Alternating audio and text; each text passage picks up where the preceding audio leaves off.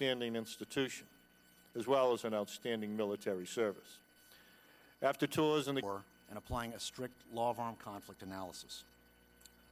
Unfortunately, neither. In response to the Supreme Court's decision in Hamdi, they compounded their mistakes by setting up a review process at Guantanamo that makes a mockery of the unique American respect for the rule of law and due process. As we shall hear today, that process, known as the Combatant Status Review Tribunals, or CSRTs, were not established to search for the truth about the guilt or innocence of detainees.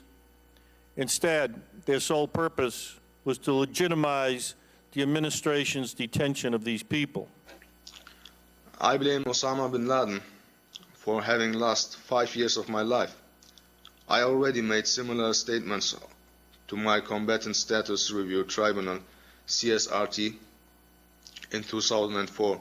The CSRT still falsely labeled me an enemy combatant. And now we find ourselves in a quandary. What are we to do with the Uyghurs? In Guantanamo, the conditions and the treatment were barely fit for animals, and certainly not for human beings.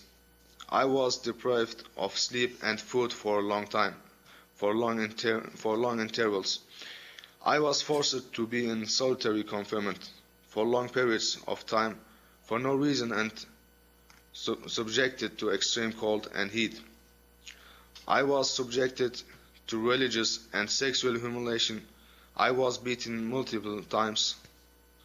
The guards forced me to accept medication that I did not want. I was interrogated over and over again. This place has single-handedly dealt a blow to...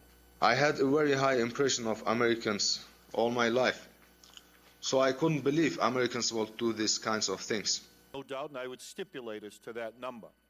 I would also suggest, and maybe we can